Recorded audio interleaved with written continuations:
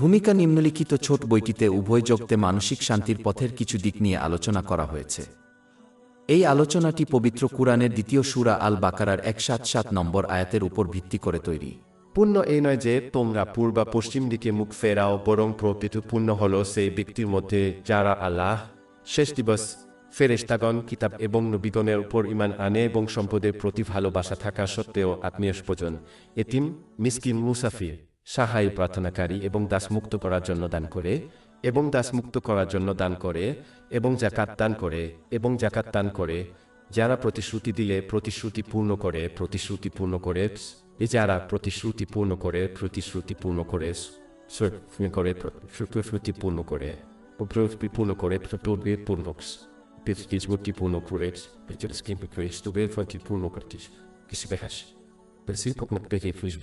তারাই সত্যবাদী এবং তারাই সৎকর্মশীল।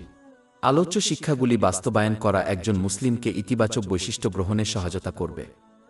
ইতিবাচক বৈশিষ্ট্য গ্রহণ করলে মন ও দেহের শান্তি ফিরে আসে। দ্বিতীয় অধ্যায় আল বাকারা, আয়াত 177। পুণ্য এই নয় যে তোমরা পূর্ব বা পশ্চিম দিকে মুখ ফেরাও, বরং প্রকৃত পুণ্য হল সেই ব্যক্তির মধ্যে যারা আল্লাহ, শেষ দিবস, ফেরেশতাগণ, কিতাব এবং নবীগণের উপর ঈমান আনে এবং সম্পদের প্রতি ভালোবাসা থাকা সত্ত্বেও আত্মীয় স্বজন, এতিম, মিসকিন, মুসাফির, সাহায্য প্রার্থনাকারী এবং দাস মুক্ত করার জন্য দান করে এবং সালাত কায়েম করে এবং যাকাত দান করে, যারা প্রতিশ্রুতি দিলে প্রতিশ্রুতি পূর্ণ করে এবং যারা দারিদ্র্য, কষ্ট এবং যুদ্ধের সময় ধৈর্য ধারণ করে, তারাই সত্যবাদী এবং তারাই সৎকর্মশীল।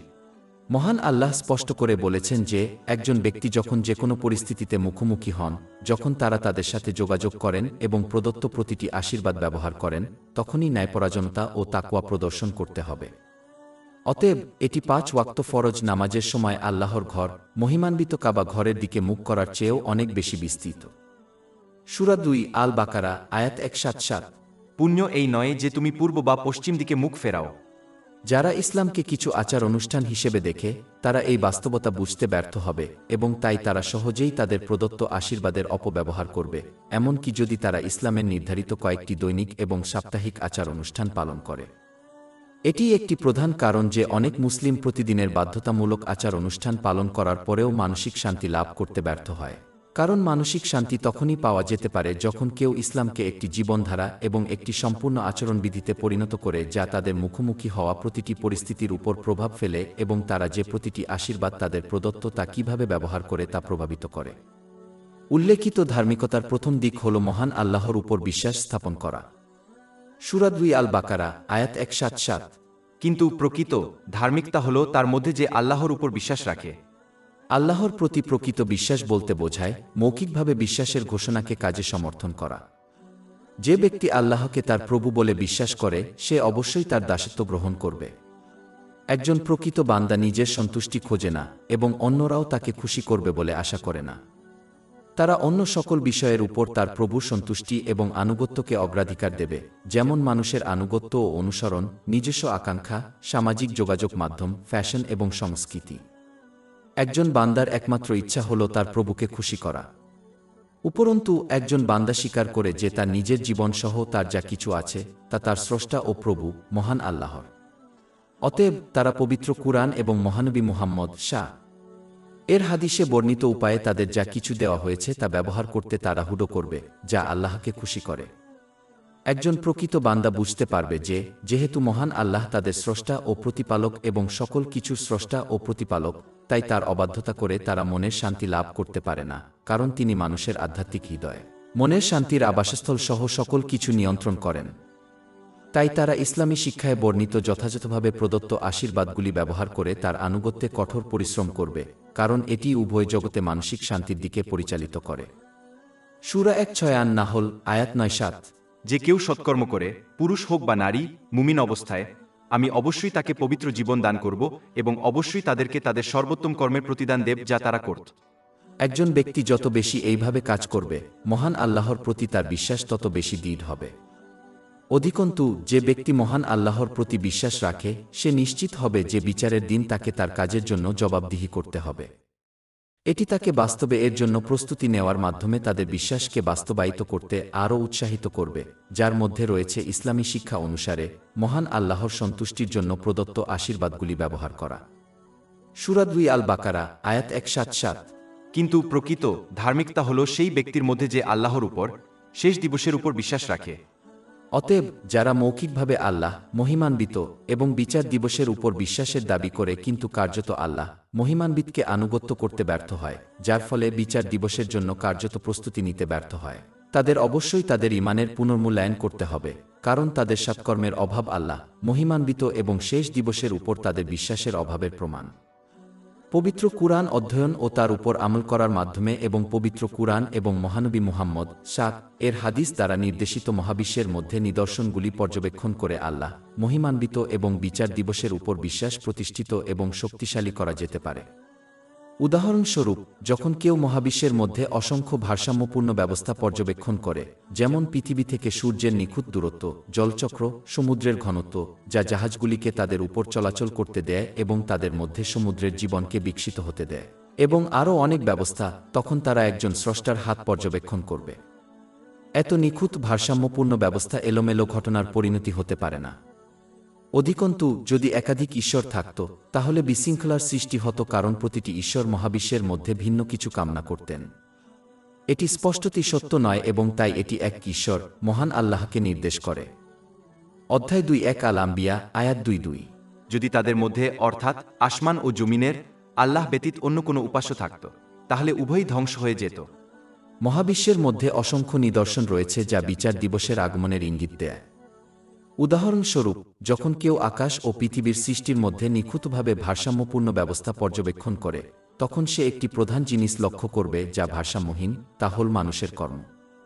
সৎকর্মকারী এই পৃথিবীতে তাদের পূর্ণ প্রতিদান পায় না এবং মন্দকর্মকারী তাদের পূর্ণ শাস্তি পায় না, এমনকি যদি তাদের কোনো সরকার দ্বারা শাস্তি দেওয়া হয়। এটা বোঝা যুক্তিসঙ্গত যে এক স্রষ্টা মহিমান্বিত আল্লাহ, যিনি এই মহাবিশ্বের অন্যান্য সমস্ত ব্যবস্থার ভারসাম্য বজায় রেখেছেন, তিনি একদিন মানুষের কর্মেরও ভারসাম্য বজায় রাখবেন, যা এই পৃথিবীর প্রধান ভারসাম্যহীন জিনিস।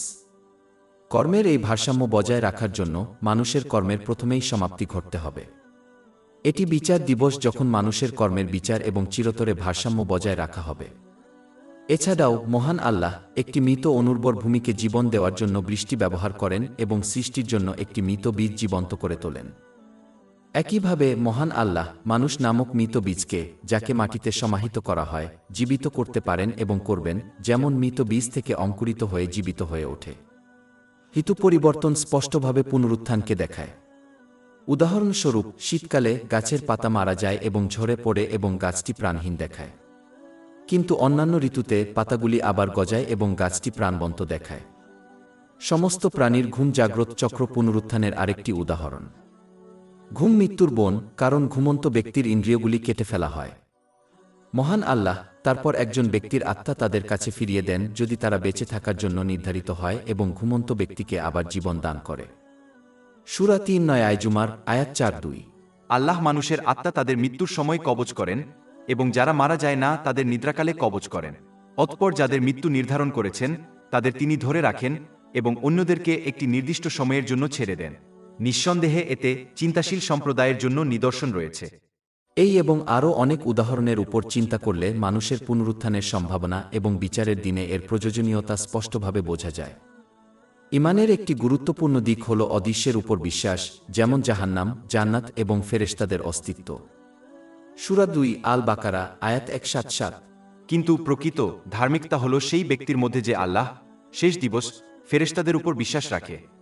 অদৃশ্যের উপর বিশ্বাস, যা পঞ্চ ইন্দ্রিয়ের উপলব্ধির বাইরে, ঈমানের একটি গুরুত্বপূর্ণ অংশ, কারণ সম্পূর্ণরূপে উপলব্ধিযোগ্য এবং বোধগম্য বিষয়ের উপর বিশ্বাসের মূল্য 5টি ইন্দ্রিয়ের দ্বারা উপলব্ধি করা যায় না এমন কিছুতে বিশ্বাস করার মতো নয়, যদিও এগুলি তার অস্তিত্বের ইঙ্গিত দেয়া।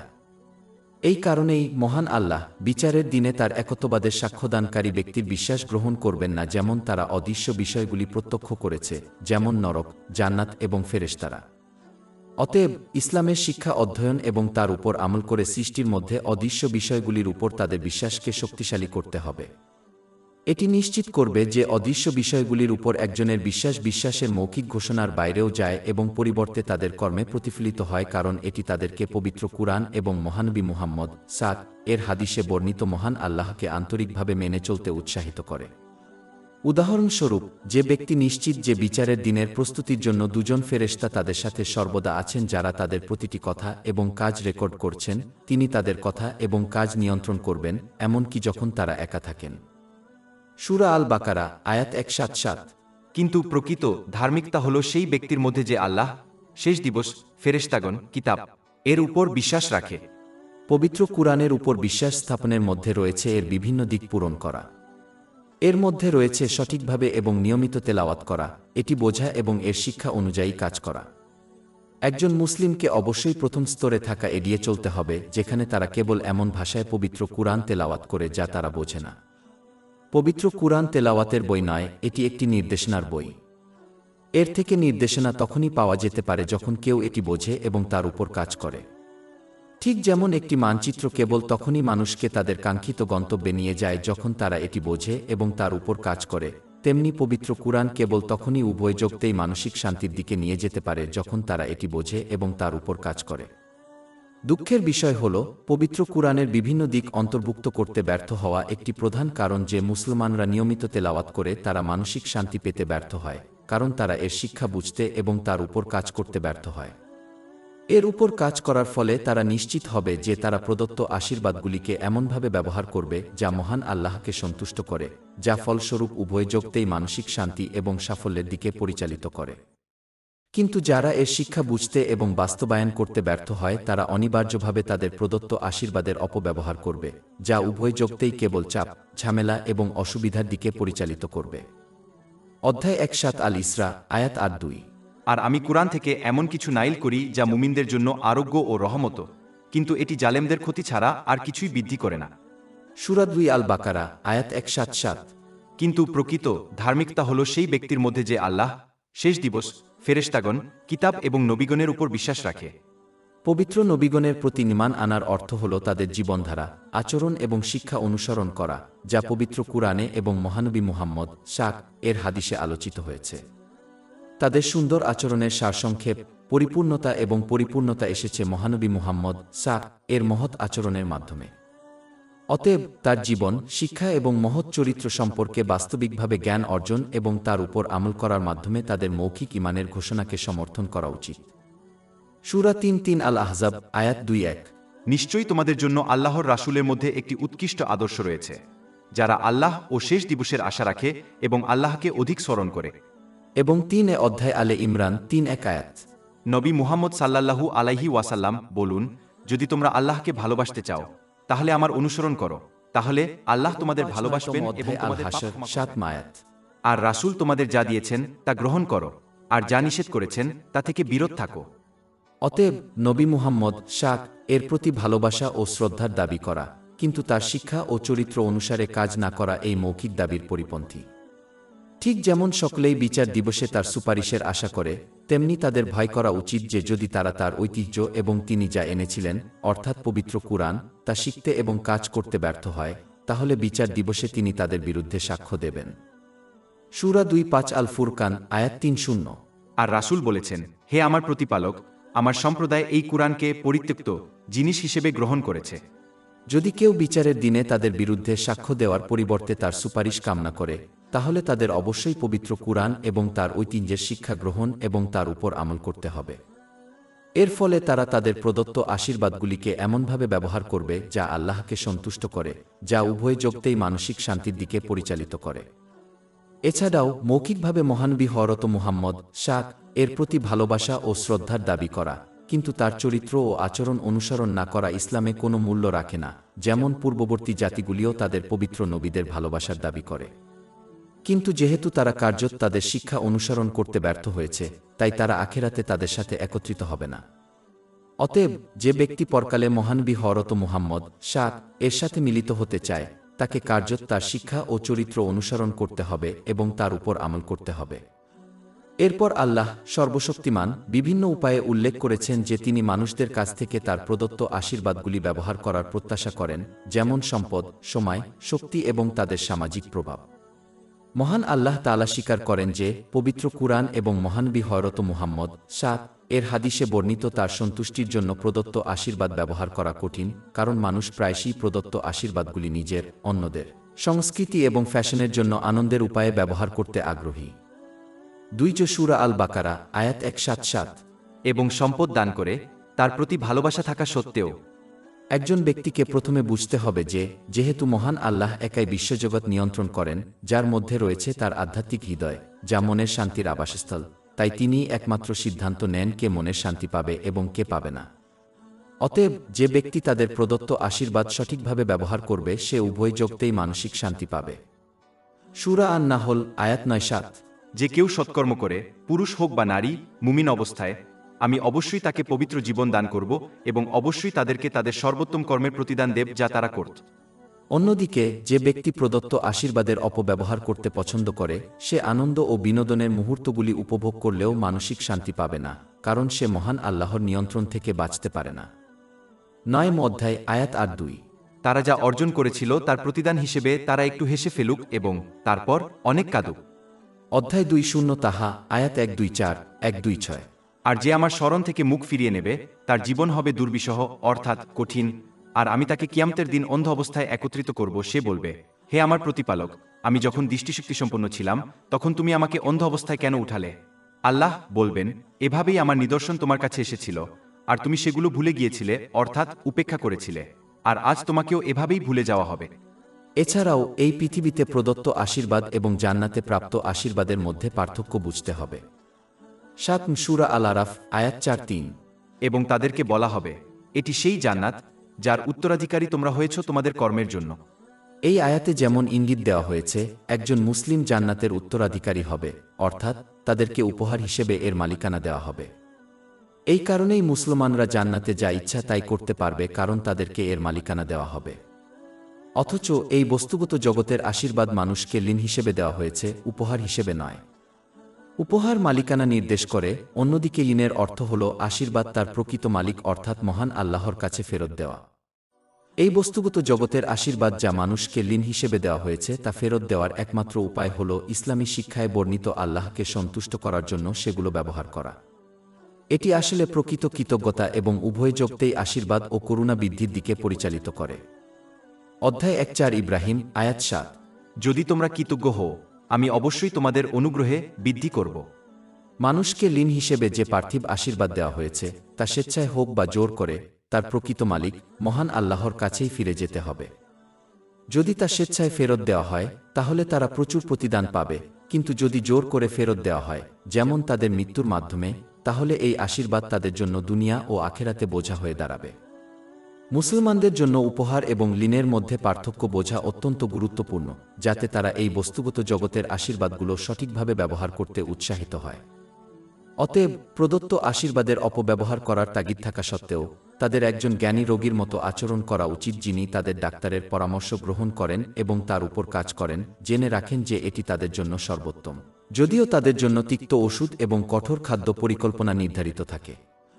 ঠিক যেমন এই জ্ঞানী রোগী মানসিক ও শারীরিক শান্তি অর্জন করবেন, তেমনি যে ব্যক্তি পবিত্র কুরআন এবং মহানবী মুহাম্মদের হাদিসে বর্ণিত আল্লাহকে সন্তুষ্ট করার জন্য প্রদত্ত আশীর্বাদগুলো ব্যবহার করে ইসলামী শিক্ষা গ্রহণ করেন এবং তার উপর বরকত বর্ষিত হোক। এছাড়াও একজন ব্যক্তির একটি সহজ ইসলামী নীতি মনে রাখা উচিত যে যত বেশি দান করবে তত বেশি অর্থ পাবে, যত বেশি তারা প্রদত্ত আশীর্বাদগুলিকে আল্লাহর সন্তুষ্টির জন্য ব্যবহার করবে তত বেশি মানসিক শান্তি, রহমত এবং আশীর্বাদ উভয় জগতেই তাদের দেওয়া হবে। 3 অধ্যায় আলে ইমরান আয়াত 9-2। তোমরা যা ভালোবাসো তা থেকে আল্লাহর পথে ব্যয় না করা পর্যন্ত তোমরা কখনো কল্যাণ প্রতিদান পাবে না, আর তোমরা যা ব্যয় করো আল্লাহ তা জানেন। এই আয়াতটি স্পষ্ট করে যে একজন ব্যক্তি পূর্ণ ঈমান অর্জন করতে পারবে না যতক্ষণ না সে তার প্রিয় জিনিসগুলো আল্লাহর সন্তুষ্টির জন্য উৎসর্গ করতে ইচ্ছুক হয়। সাধারণভাবে বলতে গেলে মুসলমানরা তাদের মূল্যবান সময়কে এমন জিনিসের জন্য উৎসর্গ করতে খুশি যা তাদের সন্তুষ্ট করে, কিন্তু তারা আল্লাহর সন্তুষ্টির জন্য সময় উৎসর্গ করতে অস্বীকার করে, ফরজ কর্তব্যের বাইরে, যা দিনে মাত্র 1 বা 2 ঘন্টা সময় নেয়।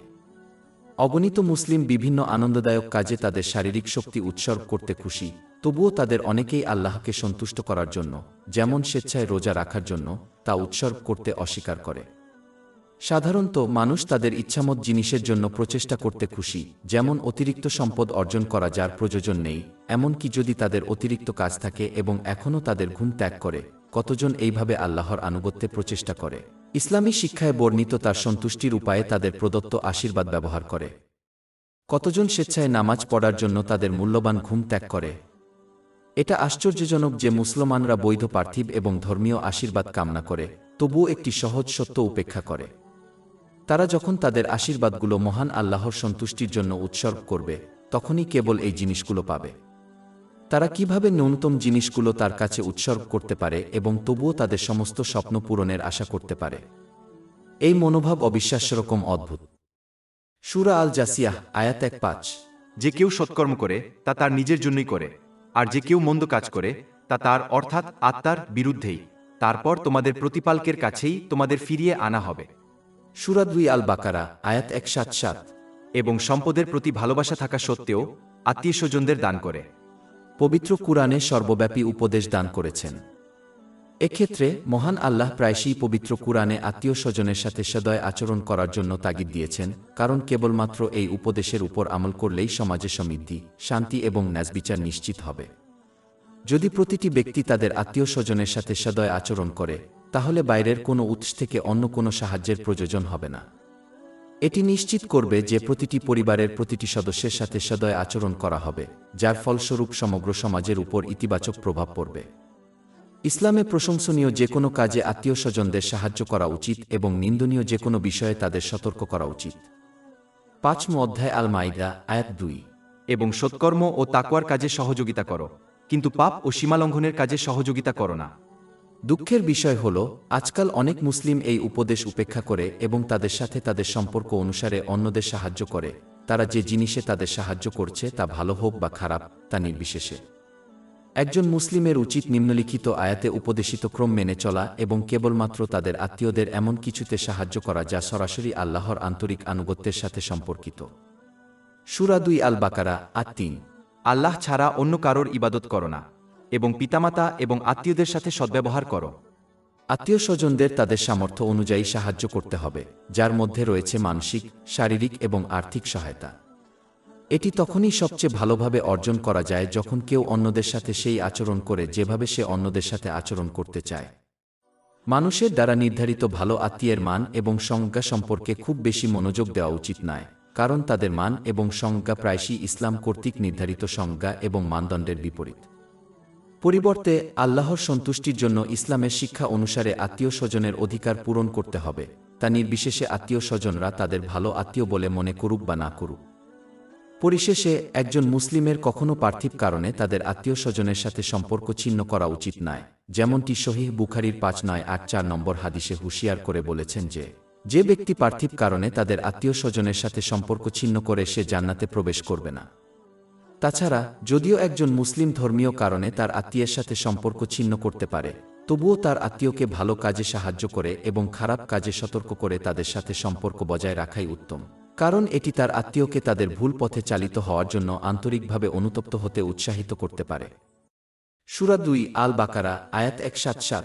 এবং সম্পদের প্রতি ভালোবাসা থাকা সত্ত্বেও আত্মীয়স্বজন, এতিম, অভাবগ্রস্ত, মুসাফির, সাহায্য প্রার্থনাকারীদের এবং এতিমদের কথা উল্লেখ করা হয় কারণ তারা তাদের সামাজিক দুর্বলতার কারণে প্রায়শই তাদের অধিকার থেকে বঞ্চিত থাকে।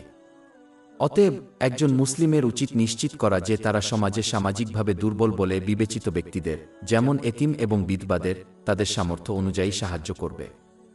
আজকের যুগে এতিম এবং বিধবাদের ভরণপোষণ অত্যন্ত সহজ হয়ে উঠেছে, কারণ এটি অনলাইনে কয়েক মিনিটের মধ্যেই সেট আপ করা যায় এবং ভরণপোষণের পরিমাণ প্রায়শই তাদের মাসিক ফোন বিলের চেয়ে কম। অতএব মুসলিমদের ইসলামের এই গুরুত্বপূর্ণ অংশটিকে উপেক্ষা করা উচিত নয়, কারণ এটি উভয় জগতে মহান আল্লাহর নিরন্তর সহায়তার দিকে পরিচালিত করে। সহিহ মুসলিমের ৬৮৫৩ নম্বরে প্রাপ্ত একটি হাদিসে এটি নিশ্চিত করা হয়েছে। এছাড়াও মহানবী হযরত মুহাম্মদ উপদেশ দিয়েছেন যে ব্যক্তি এতিমের যত্ন নেবে সে জান্নাতে তার নৈকট্য লাভ করবে। সহিহ বুখারীর ৬০০৫ নম্বরে প্রাপ্ত একটি হাদিসে এই পরামর্শ দেওয়া হয়েছে। পরিশেষে যে ব্যক্তি বিধবার মতো অভাবীদের যত্ন নেবে, তাকে সেই ব্যক্তির সমান সওয়াব দেওয়া হবে যে সারা রাত নামাজ পড়ে এবং প্রতিদিন রোজা রাখে। সহিহ বুখারীতে ৬০০৬ নম্বরে পাওয়া একটি হাদিসে এই পরামর্শ দেওয়া হয়েছে। অতএব যাদের নফল সৎকর্ম, যেমন রাতের নফল নামাজ এবং নফল রোজা করা কঠিন বলে মনে হয়, তাদের এই হাদিসের উপর আমল করা উচিত, যাতে তারা ন্যূনতম পরিশ্রমের সাথে এই সওয়াব অর্জন করতে পারে। যেমনটি আগে আলোচনা করা হয়েছে, এটা মনে রাখা গুরুত্বপূর্ণ যে সর্বদা মনে রাখা উচিত যে তাদের কাছে যা কিছু আছে, যেমন সম্পদ, তা আল্লাহ তাআলা তাদেরকে ঋণ হিসেবে দিয়েছেন, উপহার হিসেবে নয়। ঋণ অবশ্যই তার মালিককে পরিশোধ করতে হবে। আল্লাহ তাআলা কর্তৃক প্রদত্ত ঋণ পরিশোধের উপায় হল তাদেরকে এমনভাবে ব্যবহার করা যাতে তারা তার সন্তুষ্টি লাভ করতে পারে। অতএব যে ব্যক্তি অভাবীদের সাহায্য করে সে কেবল আল্লাহর কাছে ঋণ পরিশোধ করছে। যখন কেউ এটি মনে রাখে তখন এটি তাদেরকে এমন আচরণ করতে বাধা দেবে যেন তারা আল্লাহ তাআলা বা অভাবীদের প্রতি অনুগ্রহ করছে। বাস্তবে আল্লাহ তাআলা তাদেরকে পার্থিব আশীর্বাদ দান করে এবং অভাবীদের সাহায্য করে অসংখ্য সোয়াব অর্জনের সুযোগ করে দিয়ে তাদের প্রতি অনুগ্রহ করেছেন। তাছাড়া অভাবগ্রস্ত ব্যক্তি দাতার সাহায্য গ্রহণ করে তার প্রতি অনুগ্রহ করেছেন। যদি প্রতিটি অভাবগ্রস্ত ব্যক্তি অন্যের সাহায্য প্রত্যাখ্যান করে, তাহলে ঐশী শিক্ষায় বর্ণিত সোয়াব কিভাবে পাবে? এই বিষয়গুলো মনে রাখলে ভুল মনোভাব গ্রহণ করে তার সোয়াব নষ্ট করা থেকে বিরত থাকবে। পরিশেষে অভাবগ্রস্তদের সাহায্য করার মধ্যে একজন ব্যক্তির যে কোনো বৈধ চাহিদা পূরণ করা অন্তর্ভুক্ত। এর মধ্যে মানসিক, শারীরিক এবং আর্থিক চাহিদাও অন্তর্ভুক্ত। অতএব কোনো মুসলিম তার যত কম সম্পদই থাকুক না কেন এই আয়াতের উপর আমল করা থেকে নিজেকে মুক্ত করতে পারে না। সূরা 2 আল বাকারা আয়াত 177। এবং সম্পদের প্রতি ভালোবাসা থাকা সত্ত্বেও আত্মীয়স্বজন, এতিম, অভাবগ্রস্ত, মুসাফির কে দান করে। মুসাফির হল সেই আগন্তুক যে বিদেশে আটকে আছে। মহান আল্লাহ মুসলিমদের উৎসাহিত করেন যে তারা যেন তাদের সম্পদের কিছু অংশ তাদের দান করে, যাতে তাদের প্রয়োজনে তাদের যাত্রায় সাহায্য করা যায়। যার সম্পদ আছে তার উচিত এই আগন্তুকের প্রতি সহানুভূতি প্রদর্শন করা এবং তাদের যথাসাধ্য সাহায্য করা, এমনকি তা তাদেরকে খাবার বা পরিবহনের ব্যবস্থা করে অথবা তাদের ভ্রমণের সময় তাদের সাথে যে কোনো অন্যায় কাজ থেকে রক্ষা করে। সূরা 2 আল বাকারা আয়াত 177। এবং সম্পদের প্রতি ভালোবাসা থাকা সত্ত্বেও আত্মীয়স্বজন, এতিম, অভাবগ্রস্ত, মুসাফির, সাহায্য প্রার্থনাকারীদের এবং দাস মুক্ত করার জন্য দান করেন। যুদ্ধ ও যুদ্ধের সময় বন্দীদের দাস হিসেবে গ্রহণ করা বিশ্বজুড়ে ব্যাপকভাবে প্রচলিত ছিল, তাই ইসলাম যুদ্ধের সময় বন্দীদের দাস হিসেবে গ্রহণ নিষিদ্ধ করে মুসলমানদের তাদের শত্রুদের বিরুদ্ধে অন্যায্য সুবিধা অর্জনের অনুমতি দিতে পারে না। এর ফলে কেবল মুসলিম দাস সংখ্যা বৃদ্ধি পাবে এবং অবিশ্বাসী দাস সংখ্যা অস্তিত্বহীন হয়ে পড়বে। অতএব ইসলাম প্রথমে দাসদের অবস্থার উন্নতির জন্য পদক্ষেপ নিয়েছে যাতে তাদের সাথে সর্বোচ্চ সম্মান ও যত্নের সাথে আচরণ করা হয়। প্রকৃতপক্ষে মহান আল্লাহ দাসদের প্রতি এমন সদাচরণ করার আহ্বান জানিয়েছেন যাতে তাদের পরিবারের সদস্যদের মতো আচরণ করা হয়। উদাহরণস্বরূপ মহানবী হযরত মুহাম্মদ শাহ মুসলমানদের আদেশ দিয়েছেন যে তারা তাদের দাসদের যা খায় তাই খাওয়াবে, তারা যা পড়ে তাই পড়বে এবং কখনও তাদের উপর অতিরিক্ত কাজের বোঝা চাপিয়ে দেবে না এবং বরং তাদের দৈনন্দিন কাজে সহায়তা করবে।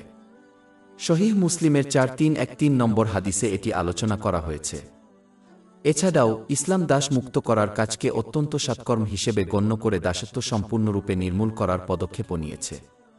উদাহরণস্বরূপ যে ব্যক্তি আল্লাহর সন্তুষ্টির জন্য তার দাসকে মুক্ত করে তাকে জাহান্নাম থেকে মুক্তির প্রতিশ্রুতি দেওয়া হয়েছিল, জামে আত-তিরমিজি 1541 নম্বর হাদিসে পাওয়া যায়। অধিকন্তু ইসলাম কিছু পাপের প্রথম কাফফারা হিসেবে দাস মুক্ত করার বিধান নির্ধারণ করে। উদাহরণস্বরূপ 5-8 সূরা আল মুজাদিলা আয়াত 3। আর যারা তাদের স্ত্রীদের কাছ থেকে জিহার করে তারপর যা বলেছে তা থেকে ফিরে যেতে চায়, তাদের একে অপরকে স্পর্শ করার আগেই একজন দাস মুক্ত করা আবশ্যক। এর মাধ্যমেই তোমাদের উপদেশ দেওয়া হচ্ছে, আর তোমরা যা করো আল্লাহ তা জানেন। যখন ইসলামী সমাজে এই শিক্ষাগুলি বাস্তবায়িত করা হয়েছিল তখন দাসদের পরিবারের সদস্যদের মতো আচরণ করা হতো এবং অবশেষে ব্যাপকভাবে প্রচলিত দাসত্ব নির্মূল করা হয়েছিল। দুঃখের বিষয় হল বিশ্বের কিছু অংশে বিভিন্ন রূপে দাসত্ব এখনও বিদ্যমান, যেমন আর্থিক দাসত্ব। অতএব মুসলমানদের তাদের নিজস্ব উপায়ে, যেমন আর্থিক সহায়তা, এটি সম্পূর্ণরূপে নির্মূল করার জন্য তাদের ভূমিকা পালন করতে হবে। একটি কথা মনে রাখা উচিত যে মহান আল্লাহ মানুষের মধ্যে সৎকর্মের তালিকা তৈরি করেছেন যা মানুষের এবং তার মধ্যে সৎকর্মের আগে। সূরা 2 আল বাকারা আয়াত 177। এবং সম্পদের প্রতি ভালোবাসা থাকা সত্ত্বেও আত্মীয়স্বজন, এতিম, মিসকিন, মুসাফির, সাহায্য প্রার্থনাকারীদের এবং দাস মুক্ত করার জন্য দান করে এবং সালাত কায়েম করে। এর অর্থ এই নয় যে তাদের এবং আল্লাহ তাআলার মধ্যে সৎকর্মস্থাপনের প্রয়োজন নেই, বরং এর অর্থ হল তাদের এমন একটি সাধারণ ভুল ধারণায় পতিত হওয়া উচিত নয় যেখানে তারা বিশ্বাস করে যে যতক্ষণ পর্যন্ত তারা তাদের এবং আল্লাহ তাআলার মধ্যে সৎকর্ম প্রতিষ্ঠা করে ততক্ষণ তারা অন্যদের সাথে দুর্ব্যবহার করতে এবং তাদের অধিকার পূরণে ব্যর্থ হতে স্বাধীন। সহিহ মুসলিমের 657-9 নম্বর হাদিসে যে ব্যক্তি এই মনোভাব নিয়ে বিচারের দিনে প্রবেশ করবে তাকে দেউলিয়া ব্যক্তি হিসেবে বর্ণনা করেছেন। তাদেরকে তাদের সৎকর্মগুলি তাদের অন্যায় করা লোকদের হাতে তুলে দিতে বাধ্য করা হবে এবং প্রয়োজনে ন্যায়বিচার প্রতিষ্ঠিত না হওয়া পর্যন্ত তাদের ক্ষতিগ্রস্তদের পাপ নিতে বাধ্য করা হবে। এর ফলে তাদের জাহান্নামে নিক্ষেপ করা হতে পারে। অতএব একজন মুসলিমের উচিত এই সাধারণ ভুল ধারণা এড়িয়ে চলা এবং পরিবর্তে তাদের সামর্থ্য অনুসারে আল্লাহ তাআলা এবং মানুষের অধিকার পূরণের জন্য প্রচেষ্টা করা। এবং যেহেতু আল্লাহ তাআলা কাউকে এমন দায়িত্ব দেন না যা তারা পালন করতে পারে না, তাই যদি তারা আন্তরিকভাবে চেষ্টা করে তবে তারা তা অর্জন করবে। সূরা 2 আল বাকারা আয়াত 2-6। আল্লাহ কোনো আত্মার উপর তার সামর্থ্যের বাইরে কোনো বোঝা চাপান না। সূরা 2 আল বাকারা আয়াত 177। এবং কে নামাজ কায়েম করে। যেমন মহান আল্লাহ 177 নং আয়াতের শুরুতে উল্লেখ করেছেন যে সৎকর্ম কেবল নামায়ের সময় একটি নির্দিষ্ট দিকে মুখ ফিরিয়ে নেওয়ার চেয়েও বেশি কিছু। তিনি ফরজ নামায় প্রতিষ্ঠার গুরুত্ব উল্লেখ করেছেন যাতে স্পষ্ট হয় যে তার প্রথম বক্তব্যের অর্থ এই নয় যে কেউ তাদের নামায়কে অবহেলা করবে, কারণ এটি এখনও সৎকর্ম এবং আমানের একটি গুরুত্বপূর্ণ অংশ। দ্বিতীয় সূরা আল বাকারা আয়াত 177। পুণ্য এই নয় যে তুমি পূর্ব বা পশ্চিম দিকে মুখ ফেরাও। ফরজ নামাজ প্রতিষ্ঠার মধ্যে রয়েছে সেগুলোর পূর্ণাঙ্গ শর্তাবলী এবং আদব কায়দা পালন করা, যেমন সময়মতো আদায় করা। পবিত্র কুরআনে ফরজ নামাজ প্রতিষ্ঠার কথা প্রায়শই পুনরাবৃত্তি করা হয়েছে, কারণ এটি আল্লাহর প্রতি বিশ্বাসের সবচেয়ে গুরুত্বপূর্ণ ব্যবহারিক প্রমাণ। উপরন্তু যেহেতু প্রতিদিনের নামাজগুলি বিস্তৃত, তাই এগুলি বিচার দিনের ধ্রুবক স্মারক এবং এর জন্য কার্যত প্রস্তুতি হিসেবে কাজ করে, কারণ ফরজ নামাজের প্রতিটি স্তর বিচার দিনের সাথে সম্পর্কিত। যখন কেউ সঠিক পথে দাঁড়ায়, তখন বিচারের দিন সে এভাবেই আল্লাহর সামনে দাঁড়াবে। সূরা 3 আল মুতাফিফিন আয়াত 4-6। তারা কি ভাবে না যে তাদের পুনরুত্থিত করা হবে এক মহাদিনের জন্য, যেদিন মানুষ বিশ্বজগতের প্রতিপালকের সামনে দাঁড়াবে? যখন তারা রুকু করে, তখন এটি তাদের সেই অনেক লোকের কথা মনে করিয়ে দেয় যারা পৃথিবীতে তাদের জীবদ্দশায় মহান আল্লাহর কাছে রুকু না করার জন্য বিচারের দিনে সমালোচিত হবে। সূরা 7 আল মুরসালাত আয়াত 4-8। আর যখন তাদেরকে বলা হয় নামাজে রুকু করো, তখন তারা রুকু করে না। এই সমালোচনার মধ্যে জীবনের সকল ক্ষেত্রেই মহান আল্লাহর আনুগত্যের কাছে কার্যত আত্মসমর্পণ না করাও অন্তর্ভুক্ত। যখন কেউ নামাজে সিজদা করে, তখন এটি তাকে স্মরণ করিয়ে দেয় যে বিচারের দিনে মানুষকে মহান আল্লাহর কাছে সিজদা করার জন্য কিভাবে আমন্ত্রণ জানানো হবে। কিন্তু যারা পৃথিবীতে তাদের জীবনের সকল ক্ষেত্রে তার আনুগত্য করার জন্য সঠিকভাবে সিজদা করেনি, তারা বিচারের দিনে এটি করতে সক্ষম হবে না। সূরা 6 আল কালাম আয়াত 4-2-4-3। যেদিন পরিস্থিতি কঠিন হবে, সেদিন তাদেরকে সিজদা করার জন্য ডাকা হবে, কিন্তু তা করতে বাধা দেওয়া হবে। তাদের চোখ অবনত হবে, অপমান তাদেরকে ঢেকে ফেলবে, আর তাদেরকে সুস্থ অবস্থায় সিজদা করার জন্য ডাকা হতো। যখন কেউ নামায়ে হাঁটু গেড়ে বসে, তখন এটি তাকে স্মরণ করিয়ে দেয় যে কিয়ামতের দিন তারা কিভাবে তাদের চূড়ান্ত বিচারের ভয়ে আল্লাহর সামনে এই অবস্থানে বসে থাকবে। সূরা 4-5 আল জাসিয়াহ আয়াত 2-8। আর তুমি প্রত্যেক জাতিকে ভয়ে নতজানু দেখবে। প্রত্যেক জাতিকে তাদের আমলনামার দিকে ডাকা হবে এবং বলা হবে, আজ তোমাদের তোমাদের কর্মের প্রতিফল দেওয়া হবে। যে ব্যক্তি এই বিশ্বাসগুলো মাথায় রেখে নামাজ পড়বে, সে তার নামাজ সঠিকভাবে প্রতিষ্ঠা করবে। এর ফলে তারা নামাজের মাঝখানে মহান আল্লাহর আনুগত্য করবে। সূরা 2 আল আনকাবুত আয়াত 4-5। প্রকৃতপক্ষে নামাজ অনৈতিকতা এবং অন্যায় কাজ থেকে বিরত রাখে। এই আনুগত্যের অর্থ হল পবিত্র কুরআন এবং মহানবী হযরত মুহাম্মদ এর হাদিসে বর্ণিত তার সন্তুষ্টির জন্য প্রদত্ত আশীর্বাদগুলো ব্যবহার করা। সূরা 2 আল বাকারা আয়াত 177। এবং জাকাত দেয়। ফরজ দান হল একজন ব্যক্তির মোট আয়ের একটি ক্ষুদ্র অংশ এবং শুধুমাত্র তখনই তা দেওয়া হয় যখন তার কাছে একটি নির্দিষ্ট পরিমাণ অর্থ থাকে। ফরজ দান করার একটি লক্ষ্য হল এটি একজন মুসলিমকে মনে করিয়ে দেয় যে তাদের কাছে থাকা সম্পদ তাদের নয়, অন্যথায় তারা যেভাবে ইচ্ছা সেভাবে ব্যয় করতে স্বাধীন থাকবে। সম্পদ আল্লাহ তাআলা ব্যতীত অন্য কেউ সৃষ্টি করেছেন এবং দান করেছেন, তাই তার সন্তুষ্টি অনুসারে ব্যবহার করতে হবে। প্রকৃতপক্ষে প্রতিটি দান কেবল একটি ঋণ যা তার প্রকৃত মালিক মহান আল্লাহ তাআলার কাছে পরিশোধ করতে হবে। এটি তখনই অর্জন করা হয় যখন কেউ তাদের প্রদত্ত দানগুলিকে পবিত্র কুরআন এবং মহানবী মুহাম্মদ সাল্লাল্লাহু আলাইহি ওয়াসাল্লামের হাদিসে বর্ণিত আল্লাহ তাআলার সন্তুষ্টির জন্য ব্যবহার করে। যে ব্যক্তি এই সত্যটি বুঝতে ব্যর্থ হয় এবং পরিবর্তে এমন আচরণ করে যেন তাদের প্রদত্ত দান যেমন তাদের সম্পদ তাদেরই এবং তাই ফরজ দান করা থেকে বিরত থাকে, সে শাস্তির সম্মুখীন হবে, ঠিক যেমন একজন ব্যক্তি পার্থিব ঋণ পরিশোধ করতে ব্যর্থ হয়। উদাহরণস্বরূপ সহিহ বুখারীতে 1403 নম্বরে পাওয়া একটি হাদিসে সতর্ক করা হয়েছে যে যে ব্যক্তি তাদের ফরজ দান করে না সে একটি বৃহৎ বিষাক্ত সাপের মুখোমুখি হবে যা বিচারের দিন তাকে ক্রমাগত কামড়াতে থাকবে। 3 যে সূরা আলে ইমরান আয়াত 180। আর যারা লোভের বশে আল্লাহ তার অনুগ্রহ থেকে যা দিয়েছেন তা ত্যাগ করে, তারা যেন কখনো মনে না করে যে এটি তাদের জন্য ভালো, বরং এটি তাদের জন্য আরও খারাপ। কিয়ামতের দিন তাদের ঘাড়ে তারা যা ত্যাগ করে তা ঝুলিয়ে রাখা হবে। এই পৃথিবীতে যে সম্পদের উপর তারা ফরজ সাদকা করতে ব্যর্থ হয় তা তাদের মানসিক চাপ ও দুর্দশার কারণ হয়ে দাঁড়াবে, কারণ তারা মনে রাখতে ব্যর্থ হয়েছে যে মহান আল্লাহ তাদের প্রদত্ত নেয়ামতের উপর তার অধিকার রয়েছে। অধ্যায় 20 তাহা আয়াত 124 126। আর যে আমার স্মরণ থেকে মুখ ফিরিয়ে নেবে তার জীবন হবে দুর্বিষহ অর্থাৎ কঠিন, আর আমি তাকে কিয়ামতের দিন অন্ধ অবস্থায় একত্রিত করব। সে বলবে, হে আমার প্রতিপালক, আমি যখন দৃষ্টিশক্তিসম্পন্ন ছিলাম তখন তুমি আমাকে অন্ধ অবস্থায় কেন উঠালে? আল্লাহ বলবেন, এভাবেই আমার নিদর্শন তোমার কাছে এসেছিল আর তুমি সেগুলো ভুলে গিয়েছিলে অর্থাৎ উপেক্ষা করেছিলে, আর আজ তোমাকে আয়াত এভাবেই ভুলে 177। যাওয়া হবে। যারা প্রতিশ্রুতি দিলে তা পূরণ করে। কোনো যুক্তিসঙ্গত কারণ ছাড়াই প্রতিশ্রুতি ভঙ্গ করা ভণ্ডামির একটি দিক। সহিহ বুখারী 2749 নম্বরে পাওয়া একটি হাদিসে এই বিষয়ে সতর্ক করা হয়েছে। যে ব্যক্তি মুনাফিকের বৈশিষ্ট্য গ্রহণ করে তাকে অবশ্যই ভয় করতে হবে যে পরকালেও তাদের সাথে তাদের পরিণতি হতে পারে। অতএব একজন মুসলিমকে অবশ্যই তাদের করা সমস্ত প্রতিশ্রুতি পূরণ করতে হবে। এর মধ্যে সবচেয়ে গুরুত্বপূর্ণ হল যখন তারা আল্লাহকে তাদের প্রভু হিসেবে গ্রহণ করেছে তখন প্রতিটি পরিস্থিতিতে আন্তরিকভাবে আনুগত্য করার প্রতিশ্রুতি। এই আনুগত্যের মধ্যে রয়েছে পবিত্র কুরআন এবং মহানবী মুহাম্মদ এর হাদিসে বর্ণিত তার সন্তুষ্টির জন্য তাদের প্রদত্ত আশীর্বাদগুলি ব্যবহার করা। এটি মনে রাখা গুরুত্বপূর্ণ যে এই প্রতিশ্রুতি একটি ব্যবহারিক প্রতিশ্রুতি। অতএব এটি মৌখিকভাবে মহান আল্লাহর প্রতি বিশ্বাস দাবি করার চেয়ে অনেক বেশি। মানুষের সাথে করা প্রতিশ্রুতি পূরণ করাও গুরুত্বপূর্ণ, কারণ বিচারের দিন এর জন্য একজনকে জবাবদিহি করতে হবে। অধ্যায় 17 আল ইসরা আয়াত 3-4। এবং প্রত্যেক অঙ্গীকার পূর্ণ করো, নিশ্চয়ই অঙ্গীকার সর্বদা যার বিষয়ে জিজ্ঞাসা করা হবে। এই প্রতিশ্রুতিগুলির মধ্যে অব্যক্ত এবং অলিখিত প্রতিশ্রুতিও অন্তর্ভুক্ত, যেমন যখন একজনের সন্তান হয়।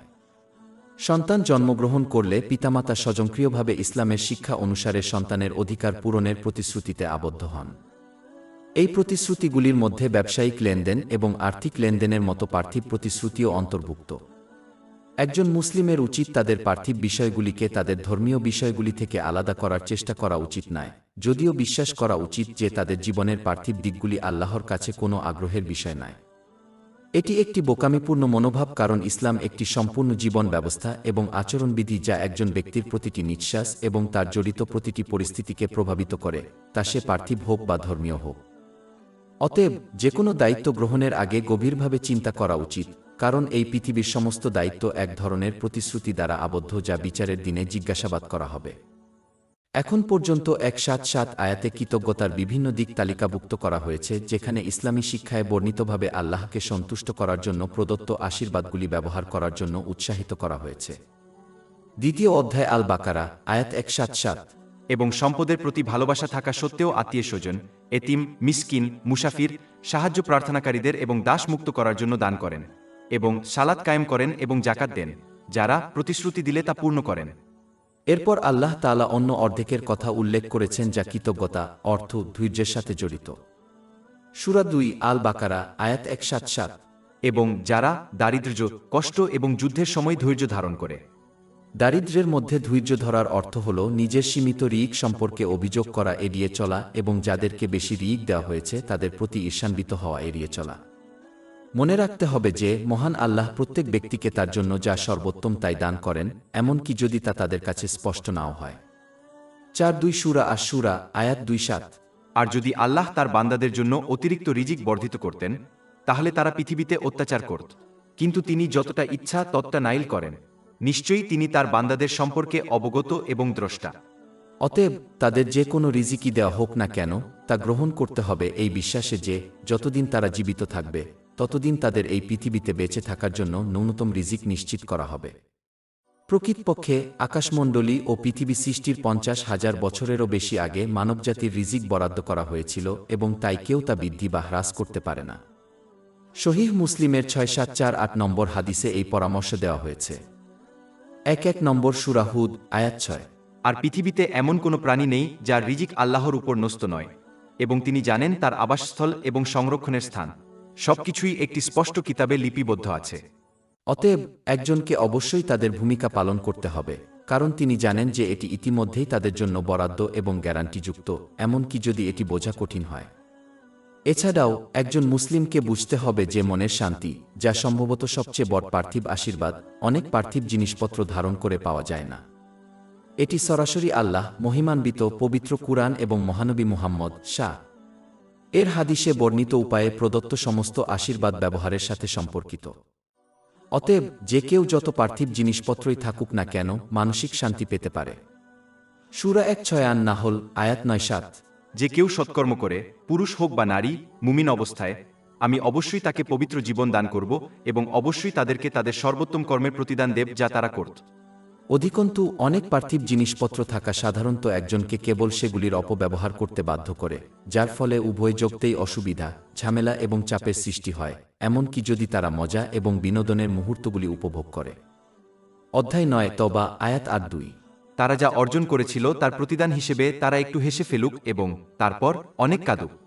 অধ্যায় ২ তাহা আয়াত ১-২-৪, ১-২-৬। আর যে আমার স্মরণ থেকে মুখ ফিরিয়ে নেবে তার জীবন হবে দুর্বিষহ, অর্থাৎ কঠিন, আর আমি তাকে কিয়ামতের দিন অন্ধ অবস্থায় একত্রিত করব। সে বলবে, হে আমার প্রতিপালক, আমি যখন দৃষ্টিশক্তি সম্পন্ন ছিলাম তখন তুমি আমাকে অন্ধ অবস্থায় কেন উঠালে? আল্লাহ বলবেন, এভাবেই আমার নিদর্শন তোমার কাছে এসেছিল, আর তুমি সেগুলো ভুলে গিয়েছিলে, অর্থাৎ উপেক্ষা করেছিলে, আর আজ তোমাকেও এভাবেই ভুলে যাওয়া হবে। অতএব আল্লাহ তাআলা যা কিছু দান করেছেন তাতেই সন্তুষ্ট থাকা উচিত এবং ইসলামী শিক্ষায় বর্ণিত উপায়ে এই আশীর্বাদগুলো তার সন্তুষ্টির জন্য ব্যবহার করে মানসিক শান্তি অর্জনের চেষ্টা করা উচিত। সূরা ২ আল বাকারা আয়াত ১৭-৭। এবং যারা দারিদ্র্য ও কষ্টে ধৈর্যশীল। প্রথমত পরিস্থিতির শুরু থেকেই ধৈর্য ধরতে হবে। সময়ের সাথে সাথে পরিস্থিতির অবাঞ্ছিত পরিণতি মেনে নেওয়া সকলের সাথেই ঘটে, এমনকি যারা অধৈর্য। অতএব গ্রহণযোগ্যতা ধৈর্যের মতো নয়। জামে আত তিরমি ২৩৮৯ নম্বরে প্রাপ্ত একটি হাদিসে এটি পরামর্শ দেওয়া হয়েছে। অতএব পরিস্থিতির শুরু থেকেই ধৈর্য ধরতে হবে এবং পৃথিবী ছেড়ে না যাওয়া পর্যন্ত ধৈর্য ধরে রাখতে হবে, কারণ ভবিষ্যতে অনেক মানুষ অধৈর্য দেখিয়ে ধৈর্যের প্রতিদান হারাতে পারে। কষ্টের মধ্যে ধৈর্য ধরার অর্থ হল নিজের কাজ বা কথার মাধ্যমে অভিযোগ করা এড়িয়ে চলা এবং মহান আল্লাহর আন্তরিক আনুগত্য বজায় রাখা, যার মধ্যে রয়েছে ইসলামী শিক্ষায় বর্ণিত তার সন্তুষ্টির উপায়ে প্রদত্ত আশীর্বাদগুলি ব্যবহার করা। দৃঢ় বিশ্বাস সকল পরিস্থিতিতে এবং বিশেষ করে কঠিন সময়ে ধৈর্য ধরে রাখতে সাহায্য করবে। পবিত্র কুরআন এবং মহানবী মুহাম্মদ সাল্লাল্লাহু আলাইহি ওয়াসাল্লামের ঐতিহ্য শেখা এবং তার উপর আমল করার মাধ্যমে দৃঢ় বিশ্বাস অর্জন করা হয়। যে ব্যক্তি দৃঢ় ঈমান অর্জন করবে সে কিছু সত্য বুঝতে পারবে যা তাকে কষ্টের মধ্যে ধৈর্য ধরে রাখতে সাহায্য করবে। উদাহরণস্বরূপ, তারা বুঝতে পারবে যে এই জীবনে তাদের সম্মুখীন হওয়া প্রতিটি পরিস্থিতি অনিবার্য এবং তারা কখনই তা এড়াতে পারত না। জামে আত তিরমি ২৫১৬ নম্বরে প্রাপ্ত একটি হাদিসে এটি ইঙ্গিত করা হয়েছে। ৫-৭ অধ্যায় আল হাদিদ আয়াত ২-২-২-৩। পৃথিবীতে অথবা তোমাদের উপর এমন কোনো বিপদ আসে না যা আমরা তা সৃষ্টি করার পূর্বেই একটি কিতাবে লিপিবদ্ধ থাকে। নিশ্চয়ই এটি আল্লাহর জন্য সহজ, যাতে তোমরা যা এড়িয়ে গেছে তার জন্য হতাশ না হও। যে ব্যক্তি ভাগ্যের অনিবার্য এবং অনিবার্য প্রকৃতি বোঝে সে অভিযোগ করবে না, কারণ তাদের অভিযোগ কোনোভাবেই ভাগ্য পরিবর্তন করতে পারে না। এটি কেবল ধৈর্য ধরে থাকলে তারা যে পুরস্কার পেতেন তা কেড়ে নেবে। অধিকন্তু যার দৃঢ় বিশ্বাস আছে সে বোঝে যে এই পৃথিবী পরীক্ষা এবং কষ্টের স্থান, যাতে যারা মহান আল্লাহর প্রতি অনুগত তারা তাদের থেকে পৃথক হয়ে যায় যারা তা নয়। অধ্যায় ৬-৭ আল মুলক আয়াত ২। যিনি মৃত্যু ও জীবন সৃষ্টি করেছেন তোমাদের পরীক্ষা করার জন্য যে তোমাদের মধ্যে কে কর্মে উত্তম। অতএব কষ্টের মুখোমুখি হওয়া এই পৃথিবীতে জীবনের একটি অনিবার্য এবং অনিবার্য দিক। এই গ্রহণযোগ্যতা কষ্টের মুখোমুখি হওয়ার সময় ধৈর্য ধরে থাকতে সাহায্য করবে।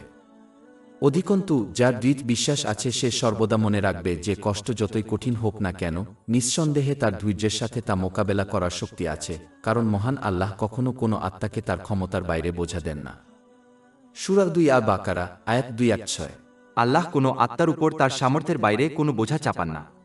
এই সত্যটি সর্বদা ধৈর্যশীল থাকতে সাহায্য করবে, কারণ যখন কেউ মনে করে যে তারা কোনো নির্দিষ্ট পরিস্থিতির মুখোমুখি হতে পারবে না তখন প্রায়শই ধৈর্য হারিয়ে যায়। আরেকটি সত্য যা দ্বৈত বিশ্বাসের অধিকারী ব্যক্তি বোঝেন তা হল, মহান আল্লাহ সকলের জন্য যা সর্বোত্তম তা নির্ধারণ করেন, এমনকি যদি তা তাদের কাছে স্পষ্ট নাও হয়। যেহেতু একজন ব্যক্তির জ্ঞান অত্যন্ত সীমিত, তাই তারা মহান আল্লাহর সিদ্ধান্তের পিছনের প্রজ্ঞা বুঝতে পারে না, যার জ্ঞান সবকিছুকে পরিবেষ্টন করে এবং তার বাইরেও বিস্তৃত। সূরা আল বাকারা, আয়াত 216।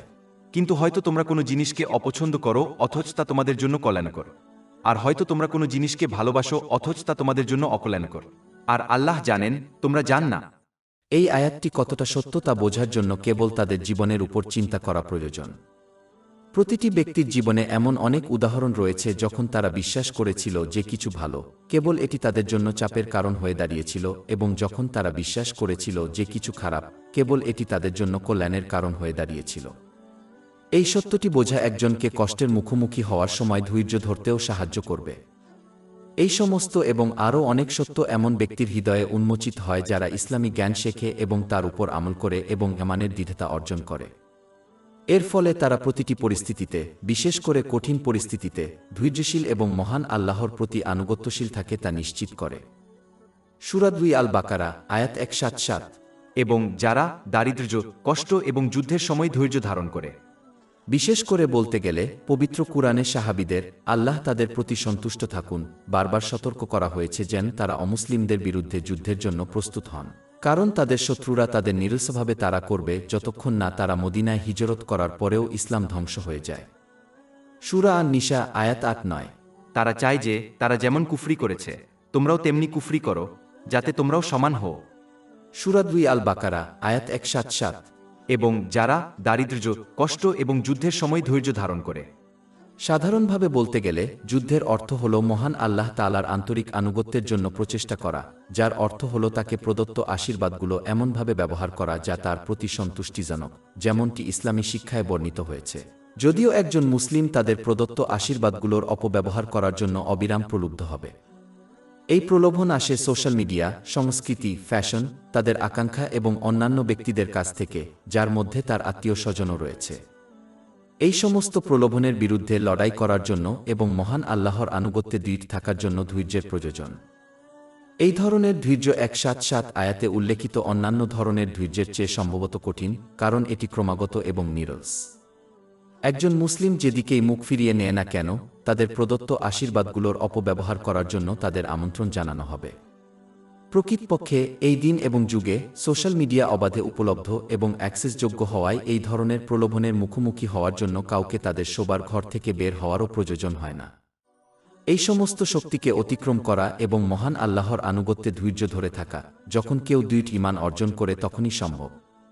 যখন কেউ ইসলামী শিক্ষা শেখে এবং তার উপর কাজ করে তখনই দৃঢ় ঈমান অর্জন হয়। ইসলামী শিক্ষাগুলো শেখা এবং তার উপর আমল করার মাধ্যমে দৃঢ় ঈমান অর্জন করা হয়। দৃঢ় ঈমান একজনকে উভয় জগতে মানসিক শান্তির পথ এবং উভয় জগতে চাপ, ঝামেলা এবং দুর্দশার দিকে পরিচালিত করে এমন পথের মধ্যে পার্থক্য করতে সাহায্য করবে। এই ক্ষেত্রে যার দৃঢ় ঈমান আছে সে বুঝতে পারবে যে যদি তারা তাদের প্রদত্ত আশীর্বাদের অপব্যবহার করে, তবে তাদের অধিকারী আশীর্বাদগুলি তাদের জন্য চাপের উৎস হয়ে উঠবে, এমনকি যদি তারা আনন্দ এবং বিনোদনের মুহূর্তগুলি উপভোগ করে, কারণ মহান আল্লাহ একমাত্র তাদের আধ্যাত্মিক হৃদয়, মনের শান্তির আবাসস্থল নিয়ন্ত্রণ করেন। এই সত্যটি যার দৃঢ় ঈমানের অধিকারী তার কাছে স্পষ্ট হয়ে ওঠে, যেমনটি ইসলামী শিক্ষায় ব্যাখ্যা করা হয়েছে এবং অনেক ধনী ও বিখ্যাত ব্যক্তিদের পর্যবেক্ষণ করে যারা তাদের প্রদত্ত আশীর্বাদের অপব্যবহার করে এবং কিভাবে এটি তাদের মানসিক চাপ, দুর্দশা, বিষণ্ণতা, মানসিক স্বাস্থ্য সমস্যা, মাদকাসক্তি এবং আত্মহত্যার প্রবণতার দিকে পরিচালিত করে, এমনকি তারা মজা এবং বিনোদনের মুহূর্তগুলি অনুভব করলেও। অধ্যায় 9 তওবার, আয়াত 8-2। তারা যা অর্জন করেছিল তার প্রতিদান হিসেবে তারা একটু হেসে ফেলুক এবং আয়াত 1-2-4, 1-2-6। আর যে আমার স্মরণ থেকে মুখ ফিরিয়ে নেবে তার জীবন হবে দুর্বিষহ, অর্থাৎ কঠিন, আর আমি তাকে কিয়ামতের দিন অন্ধ অবস্থায় একত্রিত করব। সে বলবে, হে আমার প্রতিপালক, আমি যখন দৃষ্টিশক্তি সম্পন্ন ছিলাম তখন তুমি আমাকে অন্ধ অবস্থায় কেন উঠালে? আল্লাহ বলবেন, এভাবেই আমার নিদর্শন তোমার কাছে এসেছিল, আর তুমি সেগুলো ভুলে গিয়েছিলে, অর্থাৎ উপেক্ষা করেছিলে, আর আজ তোমাকেও এভাবেই ভুলে যাওয়া হবে। বিপরীতে যার ঈমান দৃঢ় সে বুঝতে পারবে যে যতক্ষণ পর্যন্ত তারা তাদের প্রদত্ত আশীর্বাদগুলো সঠিকভাবে ব্যবহার করবে, ততক্ষণ পর্যন্ত তারা উভয় জগতেই মানসিক শান্তি পাবে, তাদের যত পার্থিব জিনিসই থাকুক না কেন। কারণ ইসলামী শিক্ষায় মহান আল্লাহ তায়ালা এর নিশ্চয়তা দিয়েছেন এবং এমন অসংখ্য মানুষের উদাহরণ রয়েছে যারা এই জীবনধারা বেছে নিয়েছিলেন এবং এর মাধ্যমে মানসিক শান্তি অর্জন করেছিলেন। অধ্যায় 1-3 আর রাত আয়াত 2-8। নিঃসন্দেহে আল্লাহর স্মরণেই অন্তর প্রশান্তি লাভ করে। এবং 1-6 নং অধ্যায় আন-নাহল 9-7 নং আয়াত। যে কেউ সৎকর্ম করে, পুরুষ হোক বা নারী, মুমিন অবস্থায়, আমি অবশ্যই তাকে পবিত্র জীবন দান করব এবং অবশ্যই তাদেরকে তাদের সর্বোত্তম কর্মের প্রতিদান দেব যা তারা করত। অতএব যার দৃঢ় ঈমান আছে সে এই বাস্তবতা বুঝতে পারবে এবং সেই জন্য ক্রমাগত সেই সব প্রলোভনের বিরুদ্ধে লড়াই করবে যা তাকে প্রদত্ত আশীর্বাদের অপব্যবহার করতে উৎসাহিত করে। এই ব্যাপক অশান্তি, বিদ্রোহ এবং প্রলোভনের যুগে যে ব্যক্তি এইভাবে আচরণ করবে সে এমনভাবে পুরস্কৃত হবে যেন সে নবী মুহাম্মদ এর জীবদ্দশায় তার কাছে হিজরত করেছে। সহিহ মুসলিমের 7400 নম্বর হাদিসে এই প্রতিশ্রুতি দেওয়া হয়েছে। এছাড়াও একজন ব্যক্তি এই বস্তুগত জগতের অপ্রয়োজনীয় উপাদানগুলির সাথে তাদের মিথস্ক্রিয়া কমিয়ে এই প্রলোভনের বিরুদ্ধে লড়াই করার প্রচেষ্টায় সহায়তা করতে পারে। এই বস্তুগত জগতের অপ্রয়োজনীয় উপাদানগুলিতে লিপ্ত হওয়া যত কম করা হবে, ততই মহান আল্লাহর আনুগত্যে দৃঢ় থাকা এবং সবকিছুর চেয়ে তার আনুগত্যকে অগ্রাধিকার দেওয়া সহজ হবে। এই ব্যক্তিকে তার জীবনে সন্তুষ্টি, তার বিষয়গুলির সংশোধন এবং সহজ উপায়ে তার ঋণ পৌঁছানোর প্রতিশ্রুতি দেওয়া হয়েছে। জামে আত তিরমিজি 2465 নম্বরে প্রাপ্ত একটি হাদিসে এই পরামর্শ দেওয়া হয়েছে। অন্যদিকে যে ব্যক্তি বস্তুগত জগতের অপ্রয়োজনীয় বিষয়গুলিতে অতিরিক্ত লিপ্ত হয় সে তার প্রদত্ত আশীর্বাদগুলি সঠিকভাবে ব্যবহার করার সম্ভাবনা কম রাখবে। প্রকৃতপক্ষে তারা আন্তরিকভাবে আল্লাহকে মেনে চলার চেয়ে বস্তুগত জগত উপভোগকে প্রাধান্য দেবে। পূর্বে উদ্ধৃত একই হাদিস এই ধরনের ব্যক্তিকে সন্তুষ্টির অভাব, তাদের বিষয়গুলির কোনো সংশোধন এবং তাদের নিশ্চিত ঋণ তাদের কাছে পৌঁছাতে অনেক কষ্ট করবে বলে সতর্ক করে। দ্বিতীয় সূরা আল বাকারাহ আয়াত 177। এবং যারা দারিদ্র্য, কষ্ট এবং যুদ্ধের সময় ধৈর্য ধারণ করে। যারা 177 নং আয়াতে উল্লেখিত ঈমান ও ন্যায়পরায়ণতার বিভিন্ন দিক অনুসরণ করার চেষ্টা করেন, তারা ইসলামকে তাদের ঈমান হিসেবে সাক্ষ্য দেওয়ার সময় তাদের কথার প্রতি সত্য ছিলেন। দ্বিতীয় সূরা আল বাকারা আয়াত 177। পুণ্য এই নয় যে তোমরা পূর্ব বা পশ্চিম দিকে মুখ ফেরাও, বরং প্রকৃত পুণ্য হল সেই ব্যক্তির মধ্যে যারা আল্লাহ, শেষ দিবস, ফেরেশতা, কিতাব এবং নবীদের উপর ঈমান আনে এবং সম্পদের প্রতি ভালোবাসা থাকা সত্ত্বেও আত্মীয় স্বজন, এতিম, মিসকিন, মুসাফির, সাহায্য প্রার্থনাকারী এবং দাস মুক্ত করার জন্য দান করে এবং সালাত কায়েম করে এবং জাকাত দান করে। যারা প্রতিশ্রুতি দিলে প্রতিশ্রুতি পূর্ণ করে, যারা দারিদ্র্য, কষ্ট এবং যুদ্ধের সময় ধৈর্য ধারণ করে, তারাই সত্যবাদী। অতএব এই আয়াতটি ইঙ্গিত দেয় যে ইসলামে ঈমানের মৌখিক ঘোষণা হিসেবে ঈমানকে বাস্তবায়িত করার গুরুত্ব, যদি তা কর্ম দ্বারা সমর্থিত না হয় তাহলে তা যথেষ্ট নয়। কর্মই হল প্রমাণ এবং মুদ্রা যা উভয় জগতে মানসিক শান্তি এবং সাফল্য অর্জনের জন্য প্রয়োজন, যা ধার্মিকদের জন্য নিশ্চিত করা হয়েছে, যারা তাদের প্রদত্ত আশীর্বাদগুলিকে এমনভাবে ব্যবহার করে যা আল্লাহ মহিমান্বিত পবিত্র কুরআন এবং মহানবী মুহাম্মদ এর হাদিসে বর্ণিত হয়েছে। সূরা 2 আল বাকারা আয়াত 177। তারাই সত্যবাদী এবং তারাই ধার্মিক। এবং 1-6 নং অধ্যায় আন-নাহল 9-7 নং আয়াত। যে কেউ সৎকর্ম করে, পুরুষ হোক বা নারী, মুমিন অবস্থায়, আমি অবশ্যই তাকে পবিত্র জীবন দান করব এবং অবশ্যই তাদেরকে তাদের সর্বোত্তম কর্মের প্রতিদান দেব যা তারা করত। কিন্তু যারা তাদের প্রদত্ত আশীর্বাদ সঠিকভাবে ব্যবহার করতে ব্যর্থ হয়, এমনকি যদি তারা মৌখিকভাবে ইসলামে বিশ্বাসের দাবিও করে, তারা দেখতে পাবে যে তাদের যে আশীর্বাদ রয়েছে তা উভয় জগতেই তাদের জন্য চাপ, দুর্দশা এবং ঝামেলার উৎস হয়ে উঠবে। এমনকি তারা আনন্দ এবং বিনোদনের মুহূর্তগুলি উপভোগ করলেও, কারণ মহান আল্লাহ একমাত্র তাদের আধ্যাত্মিক হৃদয়, মনের শান্তির আবাসস্থল নিয়ন্ত্রণ করেন। অধ্যায় 9 তওবা আয়াত 8-2। তারা যা অর্জন করেছিল তার প্রতিদান হিসেবে তারা একটু হেসে ফেলুক এবং তারপর অনেক কাঁদুক। অধ্যায় 20 তাহা আয়াত 1-2-4, 1-2-6। আর যে আমার স্মরণ থেকে মুখ ফিরিয়ে নেবে তার জীবন হবে দুর্বিষহ, অর্থাৎ কঠিন, আর আমি তাকে কিয়ামতের দিন অন্ধ অবস্থায় একত্রিত করব। সে বলবে, হে আমার প্রতিপালক, আমি যখন দৃষ্টিশক্তিসম্পন্ন ছিলাম তখন তুমি আমাকে অন্ধ অবস্থায় কেন উঠালে? আল্লাহ বলবেন, এভাবেই আমার নিদর্শন তোমার কাছে এসেছিল আর তুমি সেগুলো ভুলে গিয়েছিলে, অর্থাৎ উপেক্ষা করেছিলে, আর আজ তোমাকেও এভাবেই ভুলে যাওয়া হবে। অধিকন্তু যারা তাদের ঈমানকে বাস্তবায়িত করতে ব্যর্থ হয় তাদের ভয় করা উচিত যে তারা হয়তো এই পৃথিবী থেকে বিদায় নেবে। কারণ ঈমান হল এমন একটি গাছের মতো যাকে ভালো কাজের মাধ্যমে পুষ্ট করতে হবে। ঠিক যেমন একটি গাছ যা সূর্যের আলোর মতো পুষ্টি পেতে ব্যর্থ হয় সে মারা যাবে, তেমনি যে ব্যক্তি ভালো কাজ করতে ব্যর্থ হয় তার ঈমানও মারা যাবে। এটিই সবচেয়ে বড় ক্ষতি। অতএব যদি তারা উভয় জগতে মানসিক শান্তি এবং সাফল্য কামনা করে, তাহলে তাদের অবশ্যই ইসলামকে তাদের ঈমান হিসেবে ঘোষণা করার সময় তার শিক্ষা অনুসারে কাজ করার মাধ্যমে তাদের কথার প্রতি সত্য থাকতে হবে। সূরা 2 আল বাকারা, আয়াত 177।